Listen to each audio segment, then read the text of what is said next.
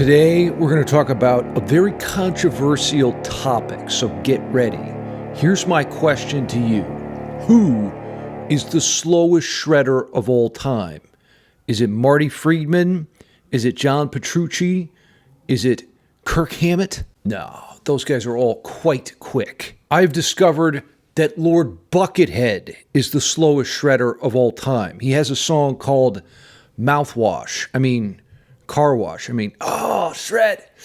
Blah, blah, blah. The song is called Whitewash. Now, Buckethead's Whitewash is a slow track. I'm talking -69 miles an hour slow. It is my humble opinion that shredders should learn how to slow down their playing in order to learn musical structure. You can't compose good if you're playing 666 miles an hour all the time. I can tell you what will speed up your songwriting skills and guitar technique is signing up for my free music theory email newsletter, free tabs, guitar tricks.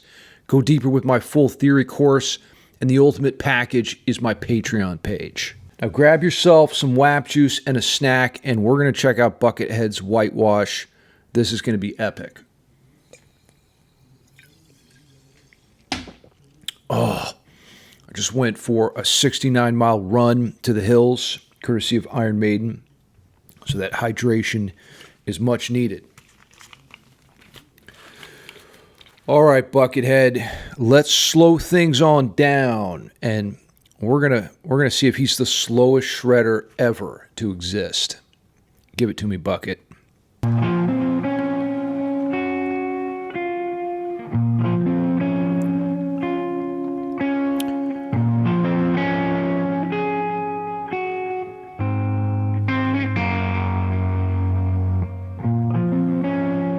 One of those notes has so much tasty goodness, almost like when you go to KFC.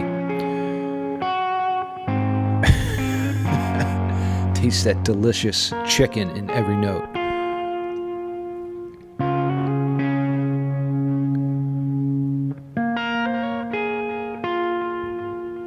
Beautiful melody and very simple harmony.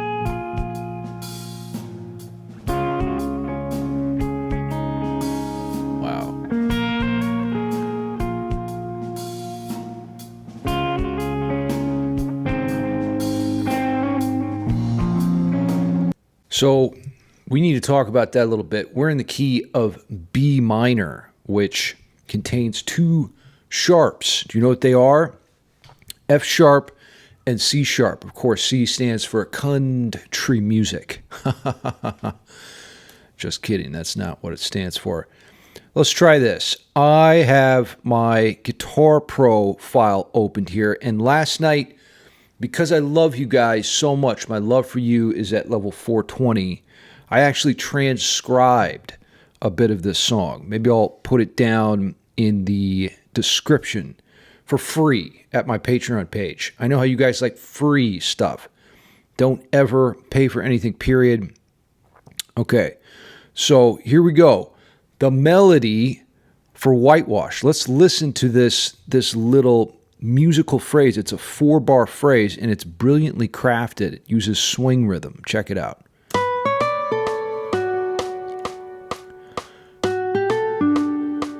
There's the first melody, and then it comes in a second time.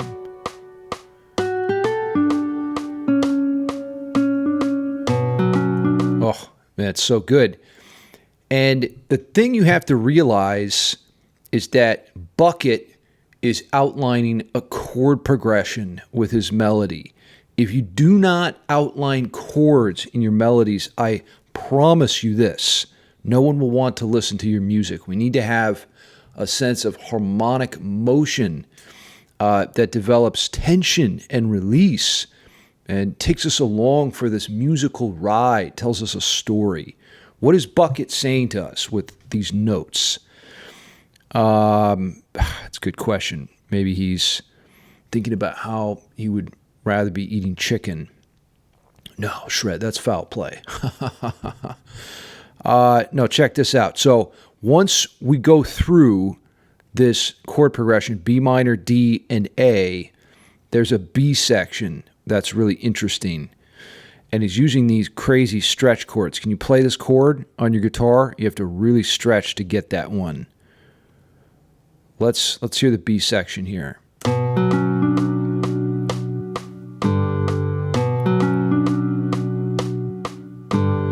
Now, I'm embellishing the guitar part a little bit. Buckethead actually doesn't play this G chord, but you hear it in the bass. And if you're playing this as, you know, just yourself, you're playing with yourself, right? Just yourself on guitar, you're going to want to hear that because it's part of the harmonic context. So I apologize, Bucket, but I threw that part in there. Man, this is turning into a hardcore theory lesson. Tell you what, let's do one last thing here because you guys that watch my channel tend to be interested in things like music theory and composition. So the scale that goes with each one of these chords is really important to know. Do you know what it is? Like for the B minor scale, whoops, I just totally gave it away. Shred. So yeah, B minor is the first scale. Do you know how to spell B minor though? So here are the frets, and the notes are B, C sharp, D. Whoops. That's an E up to F sharp, and then it goes G, A, and then we're back to B. So let me type this in. This is the B minor scale. B stands for bitch. Everybody knows that. Okay. Now that is how Bucket's deciding which notes to draw from. That's his sonic palette, so to speak. If he was a painter, a musical painter, those are your colors to choose from. So when he's playing this little melody, those notes are conforming to the B minor scale, right? This is extremely important to know. You can see the key signature right here, you know, so you know which notes are sharped and which notes are not. Very important. Otherwise, you sound like shit. Okay. Now for the D chord right here, what scale is going to pair with that? Well, the answer is, do you know it? It's the D major scale. It's not rocket science here. And I'm just going to give you the D major scale in one octave here. D major scale. Bang. So you have D, E, F sharp, G, A, B, C sharp. You know what C stands for. Then we go back to D. Double Ds. We start with D and end it with D. That's two Ds, double Ds. Okay, there's only one more. Well, there's two more chords. So for the A chord, what is the scale that Buckethead's drawing from there?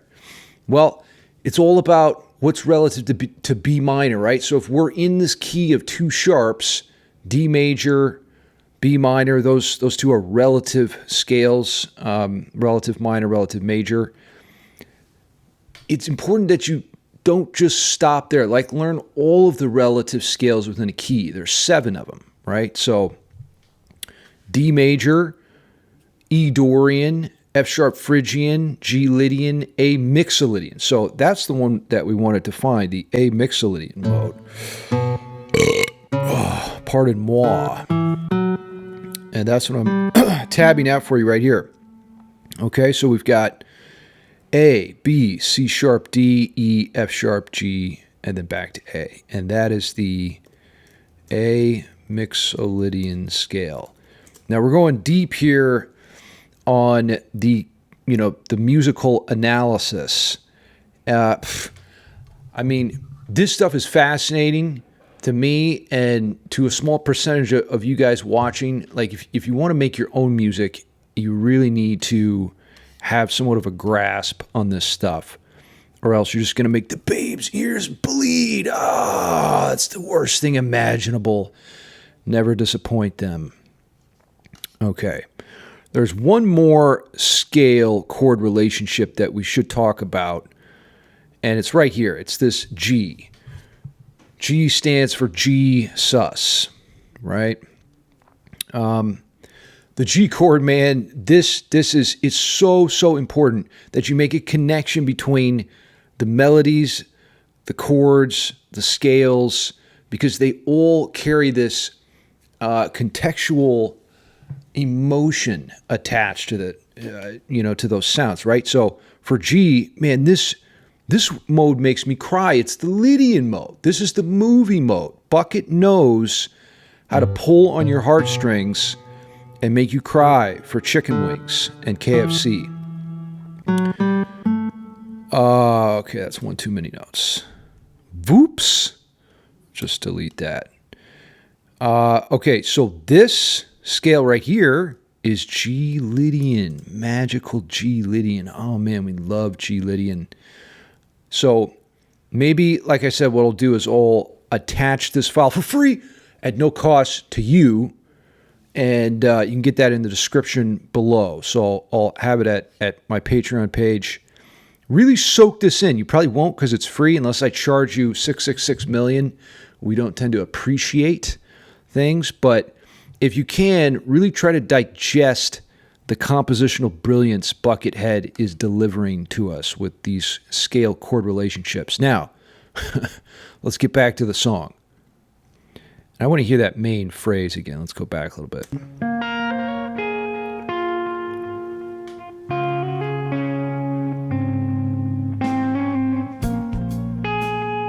So there's B minor, D major, with the ninth, back to B minor,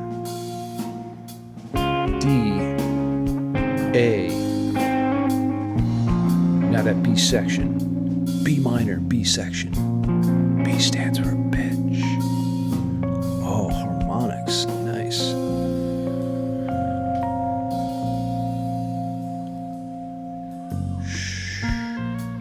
Okay, another round.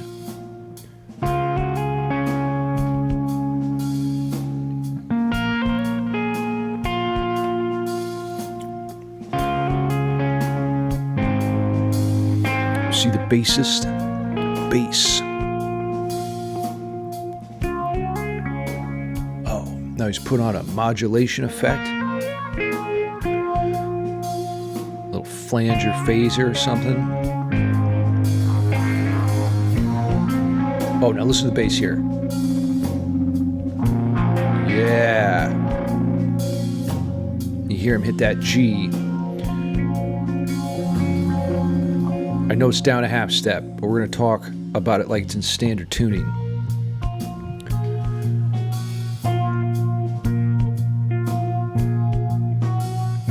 Pedal tones. He's just hammering the pedal tones.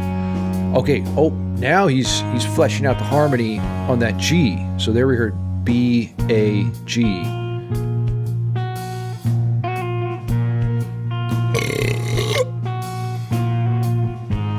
A, G. Gorgeous chords.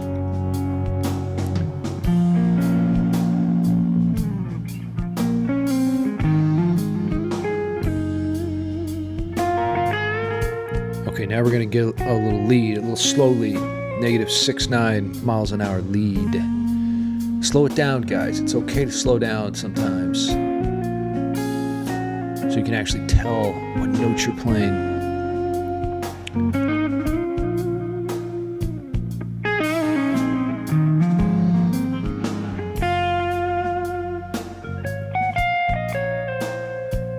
Man, I got the feels listening to this song. I'm getting the feels, guys. Gives me BDE energy. Big eggplant energy.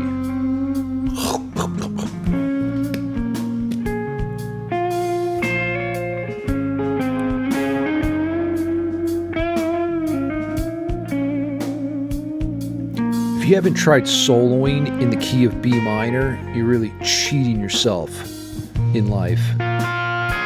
One of the coolest keys on guitar.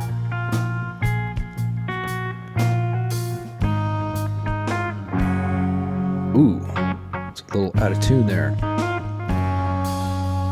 Damn Les Pauls. His white whale is going out of tune.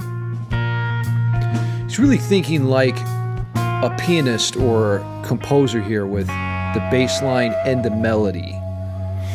It's a really important distinction to make. Don't just visualize and conceptualize your own guitar part. Think about the musical arrangement as a whole. How's the melody, the harmony, and the rhythm all working together to give us the feels? Is Buckethead the slowest shredder ever? Well, no. But in that song, yes. Buckethead is more than capable of playing 666 miles an hour. But that's not the point I was trying to make with this video, obviously. Or maybe it's not that obvious. What I'm trying to make clear here is that you need to slow down to develop strong musical ideas. It has to be something simple. And then once you've got something that actually sounds good, you can add flashy technique on top, preferably over a chord progression. And that's what Buckethead is doing here in Whitewash. Sign up for my free music theory email newsletter below, or don't, and continue to make that babe's ears bleed and cause a heinous racket to all those around you. Grab that free tab for Whitewash below with my special analysis. And what else do I have to tell you? Drink WAP juice. Go. Do it now. 69 ounces.